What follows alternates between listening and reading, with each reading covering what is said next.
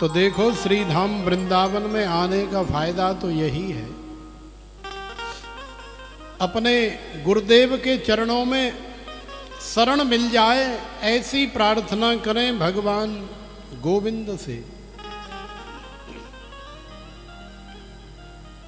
क्योंकि गुरुजी के चरणों में शरण मिल जाती है तो भगवान बड़ी जल्दी प्रसन्न हो जाते हैं, और भगवान प्रसन्न हो गए तो तुम्हारा जीवन धन्य हो गया। इंसान जीवन में घर बदलता है, लिबास बदलता है, दोस्त बदलता है, और यहाँ तक कि विदेशों की परंपरा आजकल हमारे इस भारतवर्ष में भी बड़ी जोर शोर से चल रही है। विदेशों में तो 50-50, 60-60 बदल देते हैं। क्या आपने बदली कभी? नहीं बदली ना। तो इंसान घर बदलता है, लिबास वस्त्र बदलता है, दोस्त भी बदलता है। 2 साल किसी से दोस्ती रही, 4 साल किसी से रही, 6 महीने किसी से रही। अपनी अनुकूलता के हिसाब से न जाने क्या क्या संसार में बदलता है। और यहाँ तक कि जिसके साथ अग्नि को साक्षी मान करके 7 फेरे लेकर के 7 जन्मों की कसमें वादे खा करके लेकर के आया कि एक जन्म नहीं, पूरे 7 जन्म तक तेरा वर्ण करूंगा, पूरे 7 जन्म। और कई तो 7 महीना भी नहीं काट पाते, कई 7 साल नहीं काट पाते। तो इंसान घर बदलता है, लिबास बदलता है, अपने यार दोस्त बदलता है, और भी संसार में गाड़ी घोड़ा न जाने क्या क्या बदलता है। बड़ी बात नहीं है, बदलने वाली चीज है, बदलती रहती। लेकिन भैया जो नई बदलने वाली चीज है उसे भी बदलता है। क्यों? क्योंकि वो सोचता है कि शायद नई वाली में ज्यादा सुख है, इसलिए बदलता है। तो इंसान संसार में न जाने क्या क्या बदलता है, किसके लिए? सुखी होने के लिए, सुख पाने के लिए। तो जो 2-4 बदल चुके हैं, क्या वो सुखी हुए? अगर सुखी हो जाते, दूसरी बदल के, तीसरी बदल के, चौथी बदल के, तो ये चैन फिर रुकती क्यों नहीं है? तो जैसे संसार के अनेकों पदार्थों से, अनेकों वस्तुओं से हमारे मन की कभी तृप्ति नहीं होती, ऐसे ही ये भी इस शरीर का एक विकार है, धर्म है, इससे भी हमारी कभी तृप्ति नहीं होती। हम करते तो सब कुछ संसार में अपने सुख के लिए हैं। सब कुछ जो अदला बदली करते हैं ना, वो सब सुख के लिए करते हैं। इसलिए करते हैं कि हम सुखी हो जाएं, सुखी हो जाएं। अब के जो आएगी उसमें ज्यादा सुख मिलेगा। क्यों नागपाल जी, ऐसा सोचते हैं कि नहीं? अभी हमारे पास ये आइटम है, कुछ दिन बाद, 6 महीने बाद कोई नया बढ़िया प्लस आइटम आ गया, अरे हटाओ इसको। अब उसमें सुख ढूंढते हैं, अभी जो नया आया। तो संसार की वस्तु में, संसार के पदार्थ में या शरीर में सुख होता तो आदमी सुखी हो जाता। जिसने 2-4 बदली, 10, 20, 50 बदली, सुखी हो जाता। लेकिन फिर भी सुखी नहीं है। तो आखिरकार विचार करना चाहिए कि मैं पहले मारुति कार आ जाए, केवल यही सोच करके सोच रहा था कि सुखी हो जाऊंगा। मारुति आई तो फिर डिमांड हुई कि अब अल्टो आनी चाहिए। अल्टो के बाद सेंट्रो की डिमांड हो गई, सेंट्रो के बाद स्विफ्ट की डिमांड हो गई, स्विफ्ट के बाद फिर अनेकों ब्रीजा है, क्रिएटा है, और न जाने कितनी सुंदर सुंदर गाड़ियाँ आजकल चल रही हैं। तो डिमांड, हमारी सोच, हमारी इच्छाएं आगे आगे आगे आगे बढ़ती जाती हैं, लेकिन कभी सुख की प्राप्ति नहीं होती। क्योंकि वास्तव में संसार में सुख नहीं है, संसार की वस्तुओं में, संसार के पदार्थों में सुख नहीं है। तो इंसान घर बदलता है, लिबास बदलता है, मित्र बदलता है और पत्नी भी बदलता है, किस लिए कि मैं शायद सुखी हो जाऊंगा, लेकिन वो सुखी नहीं होता। तो आखिरकार वो सुखी क्यों नहीं होता? क्योंकि वो अपने आप को नहीं बदलता। जिस दिन अपने आप को बदल देगा वो उसी दिन सुखी हो जाएगा। माने जो अदला बदली कर रहा है सारे संसार की, वो संसार को बदलना छोड़ दे, दुनिया को सुधारना छोड़ दे। संसार में कुछ भी बुरा नहीं है और कुछ भी अच्छा नहीं है, सब बुरे हैं और सब अच्छे हैं। हम स्वयं अपने आप को ठीक कर लें, अपने आप को सुधार लें, तो समझो कि संसार सुधर गया, संसार ठीक हो गया।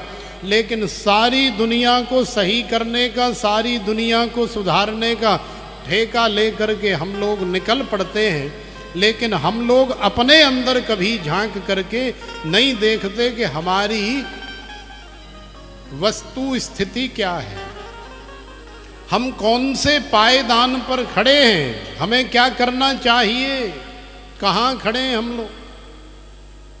तो भैया संसार में सुख नहीं है, यही भूल मैं भी करता रहा, मैं भी अदला बदली करता रहा, यही भूल मैं भी करता रहा। धूल चेहरे पर थी और आईना साफ करता रहा कि शायद आईना साफ करने से मैं सुंदर दिखूंगा। लेकिन यदि धूल ही तुम्हारे चेहरे पर लगी है तो कितना भी आईना साफ कर लो, कितना भी सर्फ से, साबुन से धो लो, चमका लो, भैया आईना तो तुम्हें वही दिखाएगा जो तुम्हारे अपने ऊपर लगा है। तो भगवान गोविंद की कथा को अपने जीवन में लाओ। इस कथा के माध्यम से तुम्हें जीवन जीना आएगा, और जिस दिन जीवन जीना आ गया समझ लो तुम्हारा कथा सुनना सार्थक हो गया, भगवान की भक्ति की तुम्हें प्राप्ति हो गई। तो प्रेम से बोलो राधे। जीवन को मंगलमय बनाने के लिए श्रीमद् भागवत कथा की शरणस्थली हम लोग प्राप्त करें।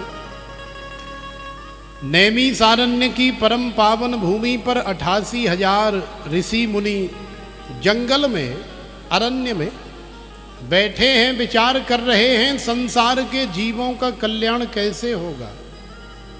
भाई एक संत ही तो हैं, एक ऋषि मुनि ही तो हैं जो हमारे जीवन के कल्याण के विषय में सोचते हैं, अन्यथा हम लोग एक दूसरे के कल्याण के बारे में कहाँ सोचते हैं। हम लोग तो ऐसे सोचते हैं कि हे भगवान या कि एक आंख फूट जाए, भले या कि एक आंख के बदले मुझे अपनी दोनों फुड़वानी पड़े, लेकिन फिर भी जाकी एक आंख फूट जाए,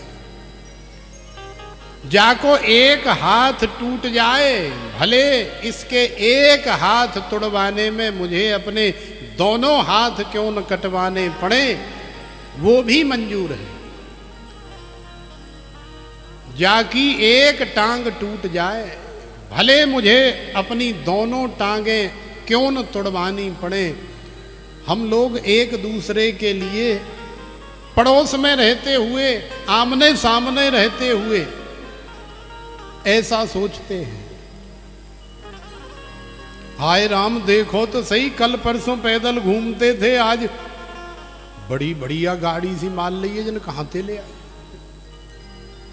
20 लाख की गाड़ी कहाँ से ले आए। अरे भैया कहीं न कहीं से लाया ही होगा, मेहनत की होगी, आप उसे बधाई दो, कॉन्ग्रेचुलेशन दो, जा करके हंस करके मिल करके आओ, भैया बहुत मेहनत की आपने, आपकी मेहनत सफल हुई, आप गाड़ी लेकर के आए, हमें बड़ी प्रसन्नता है, बड़ी खुशी है। हो सकता है कभी हम भी आपकी गाड़ी में कहीं घूमने जाएं, या कभी रात बिरात कहीं हमें ही आवश्यकता पड़ जाए, हमारे पड़ोस में हमारी बगल में गाड़ी आ गई, तो ये तो हमारे लिए सुविधा है। नहीं, ऐसा पॉजिटिव नहीं सोचेंगे, नेगेटिव सोचेंगे, यार हमारी नाक कट गई, हम तो मारुति 812 ही रह गए और ये देखो फॉर्च्यूनर निकाल के ले आया।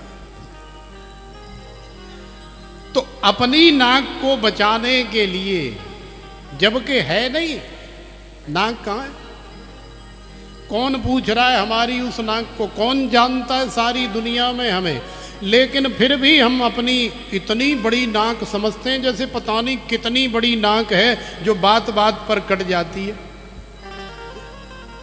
भाई इतनी बड़ी सी नाक है, 2-4 बार कटती तो साफ हो गई कि नहीं, लेकिन जिंदगी भर सोचते हैं कि हमारी नाक कट गई, और जबकि नाक नहीं कटती लेकिन सोचते हैं।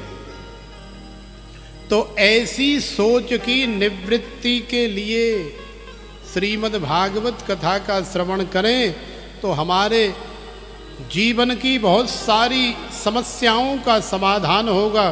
प्रेम से बोलो राधे। तो नैमिषारण्य की परम पावन भूमि पर 88,000 ऋषि मुनि बैठे हैं। वो संसार के हम लोगों के कल्याण के लिए आपस में चर्चा कर रहे हैं। अरे देखो तो सही, ये संसार वालों का क्या हाल हो रहा है। काम धंधा करके आए, दुकानदारी से आए, कोई मजदूरी करके आया, रात्रि को भोजन करके टीवी देख करके सो गए, और सुबह उठे, नहाए धोए, नाश्ता किया और काम पे चले गए। अरे भगवान का कीर्तन करने का, भजन करने का, पाठ पूजा करने का और कथा सुनने का तो इनके पास समय ही नहीं है।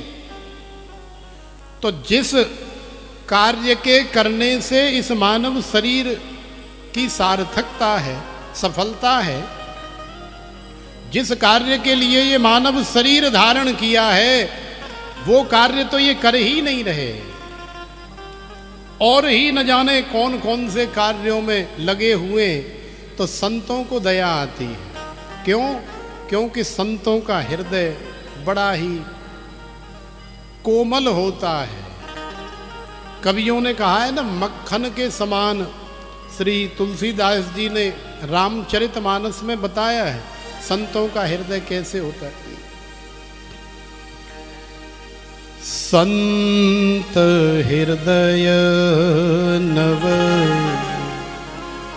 नीत समाना, संत हृदय नव नीत समाना, संत हृदय नव नीत समाना, संत हृदय नव नीत समाना।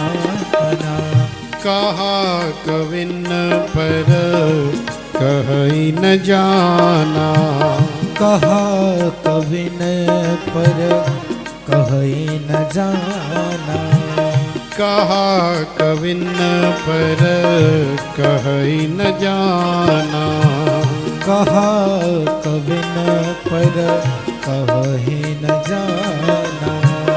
निज परताप द्रवहि नवनीता, निज परिताप द्रवहि नवनीता, पर दुख द्रवहि संत सुपुनीता, पर दुख द्रवहि संत सुपुनीता। तो देखो श्री तुलसीदास जी ने कितनी सुंदर बात कही। बोले संतों का ही एक ऐसा हृदय होता है, संत हृदय नवनीत समाना। ऐसा श्री तुलसीदास जी ने नहीं कहा, ऐसा तो कवियों ने कहा है। संतों का हृदय कैसे होता है? बोले मक्खन के समान, नवनीत के समान होता है। लेकिन श्री तुलसीदास जी तो इससे भी और आ गए और आगे निकल गए। बोले कहा कबिन पर कह ही न जाना।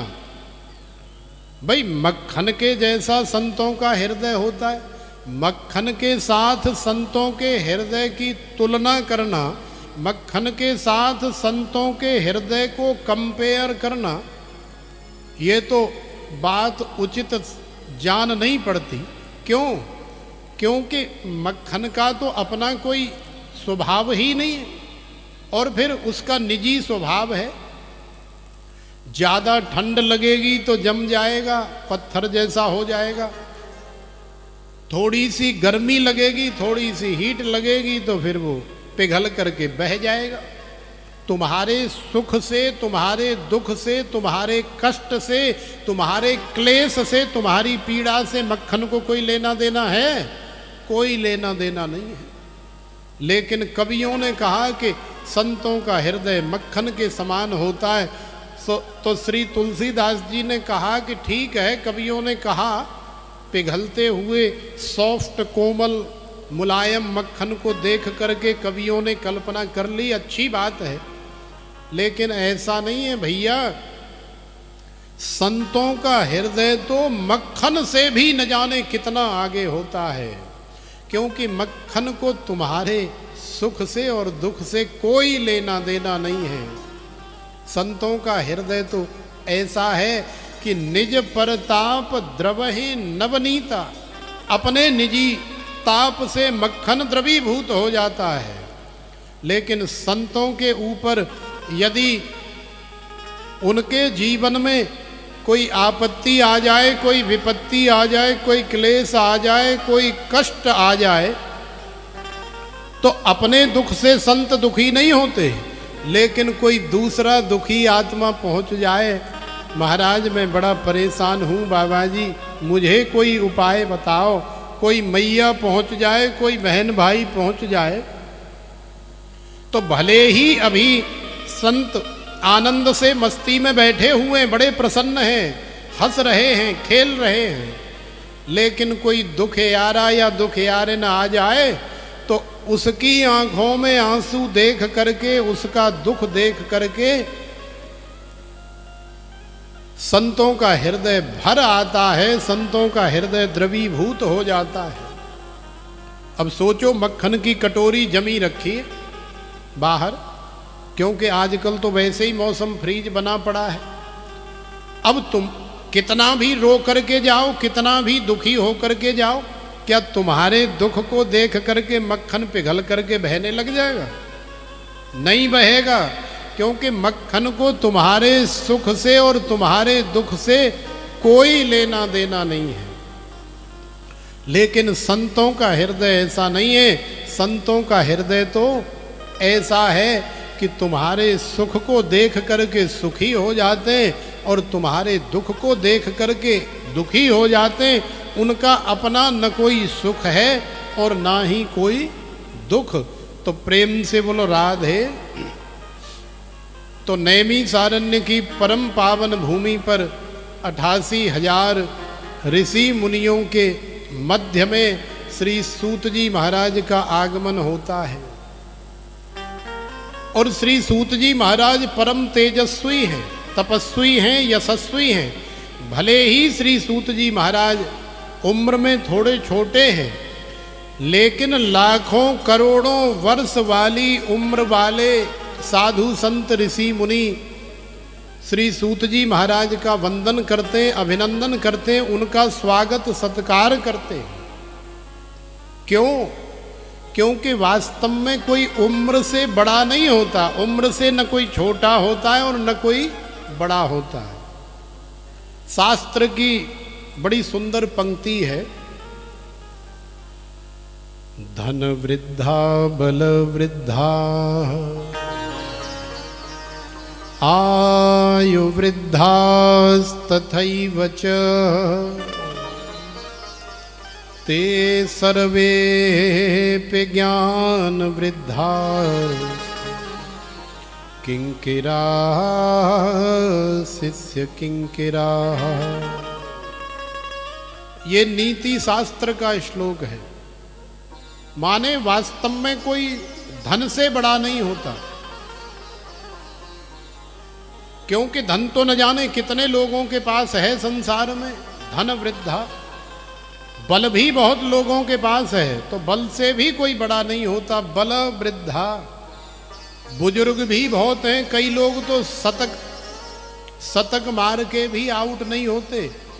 और नहीं ज़्यादातर शतक नहीं मार पाते, कोई 98 पे ही फेल हो गया, कोई 99 तक चला गया लेकिन शतक नहीं मार पाया, उससे पहले ही पूरा हो गया। और कई ऐसी ऐसी आत्माएं बैठी हैं संसार में जो 108 के भी हो गए लेकिन फिर भी अभी बैठे हुए। तो आयु वृद्धास तथैव च, माने वास्तव में आयु से भी कोई संसार में छोटा या बड़ा नहीं होता। तो भैया काय से छोटा और बड़ा होता है? तो महापुरुषों ने, विद्वानों ने कहा है कि जिसके पास भगवान गोविंद की भक्ति है, जिसके पास भगवान का प्रेम है, जिसके पास भगवान का दिव्य ज्ञान रूपी प्रसाद है, वही वास्तव में किंकिरा शिष्य किंकिरा, जो अपने आप को संसार में कंकण के समान समझता है। कंकण के समान का मतलब, कोई कंकड़ पड़ा है यहाँ, आप इधर से गए, आपने अंगूठे से ऐसे करके पैर के अंगूठे से उधर फटक दिया, तो अब आप चले गए और घूम करके आ रहे हैं, तो आपने देखा था कि हम इसको जहाँ पटक के गए थे ये वहीं पटका पड़ा है, माने उसका अपना कोई वजूद नहीं है कि जहाँ पहले था वो वहाँ फिर से आ जाए, तो ऐसा नहीं। तो किंकिरा शिष्य किंकिरा, भगवान के जो भक्त होते हैं, जो ज्ञानी होते हैं ना, वो अपने आप को कंकण के समान, तिनके के समान संसार में समझते हैं। उनकी कोई स्तुति कर जाए तो भी प्रसन्न नहीं होते, कोई गाली दे जाए, कोई अपमान कर जाए तो भी दुखी नहीं होते। ऐसा स्वभाव बन जाता है भगवान के भक्तों का। उनकी उम्र चाहे छोटी हो या बड़ी हो, वास्तव में किंकिरा शिष्य किंकिरा, वही भगवान के भक्त बड़े होते हैं। तो ऐसे ही परम लाडले भगवान के भक्त श्री सूत जी महाराज का वंदन हुआ, अभिनंदन हुआ, स्वागत सत्कार हुआ, और श्री सूत जी महाराज को ऐसे ही एक व्यास गादी पर, सिंहासन पर समस्त ऋषि मुनियों ने बिठाया और बिठा करके प्रार्थना कर दी, महाराज आप ज्ञानी हैं, आप प्रेमी हैं, आपको भगवान की कथाएं आती हैं, आपको भक्तों के चरित्र आते हैं। क्यों? क्योंकि आप गुरुमुखी हैं। श्री सूत जी महाराज भी गुरुमुखी हैं, मनमुखी नहीं है। श्री सुखदेव जी महाराज भी गुरुमुखी हैं, मनमुखी नहीं है। गुरुमुखी होना भी अति आवश्यक है। कई लोग अपने मन से ही न जाने क्या क्या करने लग जाते हैं, लेकिन बिना गुरुमुखी हुए वास्तविक जो ज्ञान है, वास्तविक जो तत्व है, उसकी प्राप्ति हमें कभी नहीं होती। तो इसीलिए जीवन में गुरु बनाना भी आवश्यक है। तो 88,000 ऋषि मुनि प्रार्थना कर रहे हैं, महाराज आप इतने बड़े गुरु के शिष्य हैं। श्री सूत जी महाराज के गुरुजी कौन हैं? तो श्री सूत जी महाराज के गुरुजी महर्षि वेदव्यास जी हैं, श्री सुखदेव जी भी हैं। तो जिनके ऐसे गुरुजी हों, भाई चेला किंकिरा शिष्य किंकिरा, जैसा गुरु होगा वैसा ही चेला होगा। जैसा पानी पियोगे वैसी आपकी वाणी बनेगी, जैसा अन्न खाओगे वैसा ही आपका मन बनेगा। संगति का जीवन में बड़ा प्रभाव पड़ता है, बड़ा फर्क पड़ता है। अरे महाराज आप तो रमण बिहारी बांके बिहारी की मीठी मीठी लीलाओं का गायन करते हैं। श्रीधाम वृंदावन में न जाने कौन कौन सी लीलाएं करी हैं नंद के लाला ने, तो आप हमें श्रवण कराओ। जब बड़े प्रेम के साथ में निवेदन किया तो श्री सूत जी भी टाल नहीं सके। बोले भाई भगवान का स्मरण तो कर लें, भगवान का स्मरण करके फिर ही किसी कार्य को आरंभ करना चाहिए।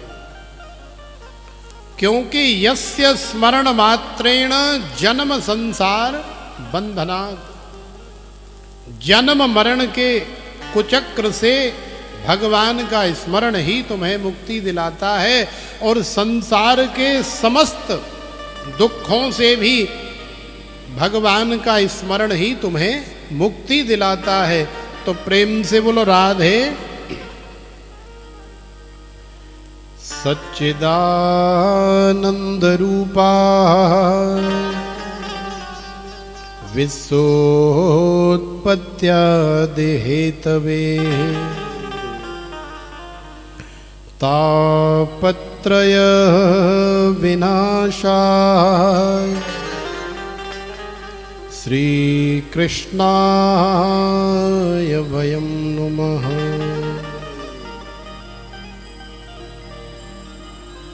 तो भगवान का स्मरण किया, भगवान को याद किया। कैसे हैं भगवान, हम भी जरा भगवान को याद करें, समझें। भगवान सतघन है, भगवान चिद घन है और भगवान आनंद घन है। सत्य क्या होता है इसे थोड़ा हम समझने का प्रयास करें। देखो, सत्य वो नहीं होता जो आज है कल नहीं है, जो कल है परसों नहीं है, वो सत्य नहीं होता। हम आज हैं, माने ये शरीर से आज हैं, क्या पता कल रहे न रहे, तो हम भी सत्य नहीं हैं। तो जब हम भी सत्य नहीं है तो तुम सत्य कहाँ से हो सकते हो? तुम भी सत्य नहीं हो। और फिर संसार में हम लोग रहने वाले, संसार के विषय वस्तु पदार्थ सत्य कैसे हो सकते? जो घर मकान दुकान आज से 100 वर्ष पहले बड़ा सुंदर हुआ करता था, वो आज है ही नहीं, उसका नामो निशान मिट गया। अब नई बिल्डिंग खड़ी है, न जाने कितने खंडर रोज टूट रहे हैं, रोज नए बन रहे हैं। पहली चीजें तो सब गायब हो गई। तो जो पहले था वो आज नहीं है। इसका मतलब कि ईंट पत्थर मकान दुकान पेड़ पौधे और संसार में जो कुछ भी है, भक्ष्य अभक्ष्य सेवन करने वाली वस्तुएं या पदार्थ, कुछ भी सत्य नहीं है। तो सत्य क्या है? तो बोले त्रिकाला बाधित्वम सत्यत्वम, तीनों काल में जिसका बाध न हो, तीनों काल में जिसकी सत्ता हमेशा विद्यमान रहे, वही वास्तव में सत्य है। भूत में, भविष्य में, वर्तमान में, प्रेजेंट में, पास्ट में, फ्यूचर में। और ब्रज भाषा में कहें तो फिर धोताएं और दोपहर और सांझ, और पंजाबी में कहें तो सवेरे मनेरे, दोपहरी ते शामी। भाई तीन ही काल तो होते हैं, तीन ही समय होते हैं। तो तीनों काल में जिसकी सत्ता विद्यमान है, तीनों काल में जो मौजूद है, जो पहले भी था, आज भी है और आगे भी रहेगा, वही वास्तव में सत्य है। तो ऐसा जब विचार करेंगे तो आपको पता लगेगा कि सत्य तो केवल भगवान, क्योंकि भगवान ही भूत में है, भगवान ही प्रेजेंट में है, भगवान ही पास्ट में है और भगवान ही फ्यूचर में है। भगवान के अलावा और संसार में कुछ भी सत्य नहीं है। तो जो भगवान का है या जो भगवान की है, वो भी भगवान की कृपा से सत्य है। जैसे भगवान की कथा, जैसे भगवान का कीर्तन, जैसे भगवान का भक्त, ये सब सत्य है। तो सत्य समझ गए कि सत्य क्या होता है? सतघन चिद घन आनंद घन। चिद घन माने प्रकाश स्वरूप। अब देखो, ये एलईडी भी प्रकाश करती हैं और बल्ब भी प्रकाश करते हैं, और भी संसार में कृत्रिम प्रकाश करने वाले बहुत सारे आइटम बनाए गए, वो सब प्रकाश करते हैं। लेकिन भैया, इनके प्रकाश से हम सारे संसार को प्रकाशित करने में समर्थ नहीं है। ये प्रकाश तो आपकी एक छोटी सी बंद जगह को प्रकाशित कर सकता है। कौन कौन सी गलियां, कौन कौन से मोहल्ले, कौन कौन से पहाड़ पत्थर जंगल, कहां कहां इस प्रकाश से दुनिया को चमकाते रहोगे, संभव ही नहीं है। संसार का जितना मर्जी प्रकाश आप उत्पन्न कर लो, कभी पूर्ति नहीं होगी। लेकिन हमारे बांके बिहारी जब सुबह सूर्य नारायण के रूप में एक दिव्य प्रकाश लेकर के प्रकट हो जाते हैं, तो सारा संसार प्रकाश से भर जाता है। और फिर संसार के किसी भी ट्यूब की, बल्ब की या कृत्रिम प्रकाश की आवश्यकता हमें नहीं रहती। ये प्रकाश आपका साथ छोड़ सकता है, लाइट कभी भी जा सकती है, इन्वर्टर कभी भी फेल हो सकता है, लेकिन ये जो प्रकाश है ये तुम्हारा साथ छोड़ने वाला नहीं है। ये तुम्हें जीवन पर्यंत मिलेगा। बिजली मिले चाहे न मिले, बिजली तो तुम्हें पैसे दे के मिलेगी। पैसे देना बंद कर दो तो तार काट के चले जाएंगे, घर में बिजली नहीं जलेगी। लेकिन पैसे दो या न दो, जंगल में चले जाओ, मंगल भवन में आ जाओ, पंजाब में चले जाओ या और कहीं चले जाओ, दिल्ली जाओ चाहे बंबई, कर्म जाएगो संगई, कहावत है।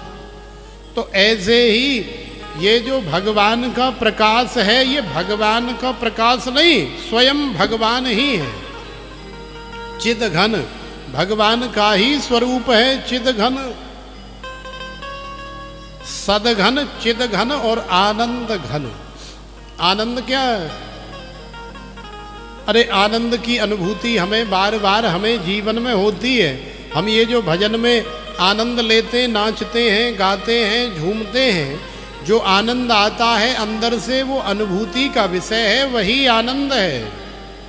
आनंद कोई बाहर की वस्तु नहीं है जो तुम्हें निकाल करके दिखा दिया जाए। तुम्हारे हाथ में चोट लग गई, कितना दर्द हो रहा है, कैसे बताओगे? ये तो कह दोगे महाराज मैनू बड़ा दर्द हो रहा है, लेकिन अगर महाराज पूछे किन्ना दर्द हो रहा है, क्या कहोगे? 10%, 20%, 50%? कोई थर्मामीटर नहीं बना दर्द को नापने वाला, बस दर्द हो रहा है। अगर भैया कितना दर्द हो रहा है, अरे बता रहे महाराज मैं क्या बताऊं आपको, मेरी जान निकल रही है, इतना दर्द हो रहा है। बोले दिखाइयो, तो कैसे दिखाएगा वो? तो जैसे दर्द को दिखाया नहीं जाता, जैसे अंदर तुम्हें कितनी खुशी हो रही है इसे भी दिखाया नहीं जाता, बताया भी नहीं जाता, तो ये केवल और केवल अनुभूति का विषय है। भगवान की भक्ति में, उनके प्रेम में, उनकी कथा श्रवण में, श्रीधाम वृंदावन में बैठ करके, यहाँ गलियों में घूम करके आनंद लेते हुए तुम्हें कितना आनंद आ रहा है, ये कौन बताएगा तुम्हें? कोई नहीं बता सकता। और फिर घर जाके कहती हो कि मेरे मन भाई गई रे, वृंदावन की गलियां, वृंदावन में गई थी ना, तो वहां तो इतना आनंद हुआ मेरे मन में कि वृंदावन की गलियों में और बरसाने की गलियों में घूमते घूमते इतना आनंद आया, इतना आनंद आया वहां के दर्शनों में कि अभी तक 1 साल हो गया, लेकिन अभी तक वो आनंद विद्यमान है। तो मेरे मन भाए गई रे वृंदावन की गलियां, बड़ा सुंदर भाव है। तो आइए इस भाव का हम सब लोग आनंद लें।